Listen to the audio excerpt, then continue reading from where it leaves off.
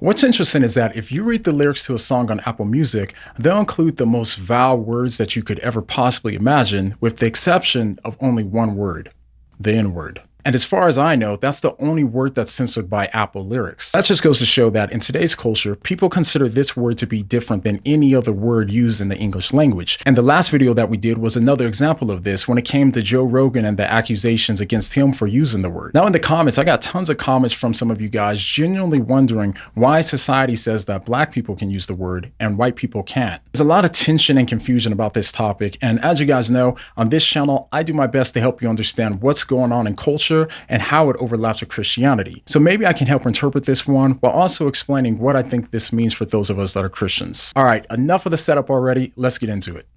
So let's start with why some people consider the word to be offensive. The N-word comes from the Spanish words for black, so in and of itself, the word isn't necessarily offensive. What makes it offensive and potentially derogatory is how it was used after the slave trade in America. It was a word that was used by white slave owners and by some whites towards blacks as a way to dehumanize blacks because they considered blacks to be less than human. At the time of the slave trade in America, blacks were considered to be soulless animals. And following the slave trade for hundreds of years in America, the word was used as a way to make black people feel inferior and unworthy. Now, to be clear, language has always been used as a way to justify treating people poorly by dehumanizing them. Something similar can be said when it comes to the abortion debate today. In order to justify the act of terminating a pregnancy, people will often frame the discussion by referring to a baby in the womb as a fetus or as just a clump of cells rather than a baby. Well, a fetus is a clump of cells, and there is no human life in the womb. By referring to babies as just a clump of cells, it makes it easier to justify treating them as if they aren't truly human. During the Holocaust, the Nazis did this by referring to the Jews as Untermenschen. I'm sure I probably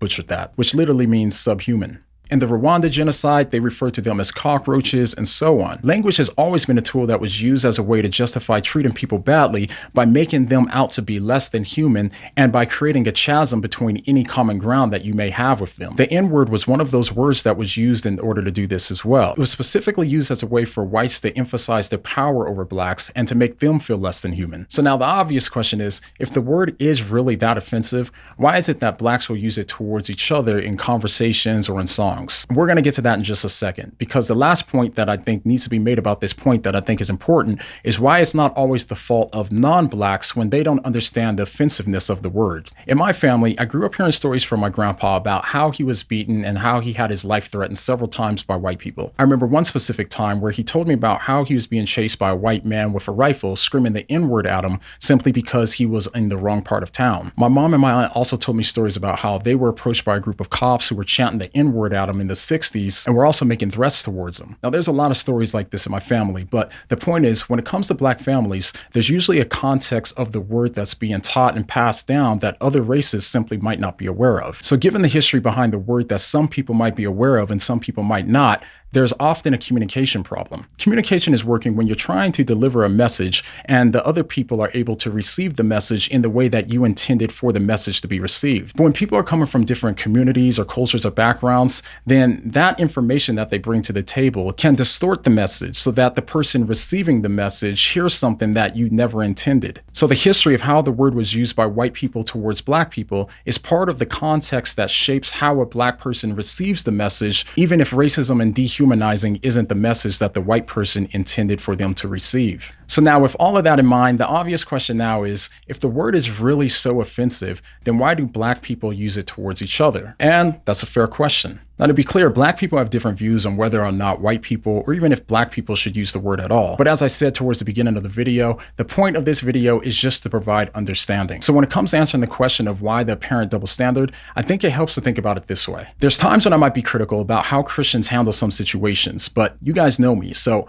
most of you don't get upset with me about it because you know that my goal is to help the church and to help us be better. But if a non-Christian were to come criticizing Christians using the same criticisms that I use, and I've seen it in the comments, there's far more defensiveness from Christians towards the non-Christian who said it. The reason why is because when someone isn't considered to be in the in group and they say something potentially offensive, our natural reaction is to get suspicious about their intentions and to take a defensive position. Now, if you can understand that, then you can probably understand why some black people aren't comfortable with white people using the N-word. Because of the history, some black people get suspicious as to what the white person's motives are when they use the word. And so when it comes to blacks using it with each other, the context is already understood between them. But when a white person uses it, the message that could be received is that the white person is trying to push the black person down once again. So that's how history has affected the way that the message is received coming from a white person compared to how it's received coming from a black person. Again, I'm not condoning the use of the word, I'm just explaining the social context here. And so with all of that in mind, what does this mean for those of us that are Christians? What's the takeaway here? Well, I think about it in the context of the communication model that we just talked about. As Christians, our goal should be to share the gospel and to make disciples. And if using the word might be a barrier to someone being receptive to that message, then it doesn't seem wise to use it towards people who might perceive it to be a potential attack on their value as an equal human. It doesn't matter if you think that people should just toughen up and not let the words hurt them. We don't live for ourselves anymore after we become Christians. It doesn't matter if you don't see a problem with it. What matters is if they do, and if it will create an unnecessary obstacle for your witness. Now, of course, there's times when being offensive can be used as an effective communication tool that the receiver may understand and accept, but it's never a Christian virtue to offend people just for its own sake. So I think that that's something worth keeping in mind. But what if the offensive words that are used to cause someone to reject Christianity isn't about race, but instead about SpongeBob? That might be what happened in the case of pop singer Ariana Grande. And don't believe me? Then go ahead and click here to see what I mean. But the next time that we forget that the words that we choose to use have an impact on people, and also that Jesus will judge us for every single word that we ever said, what are you going to say?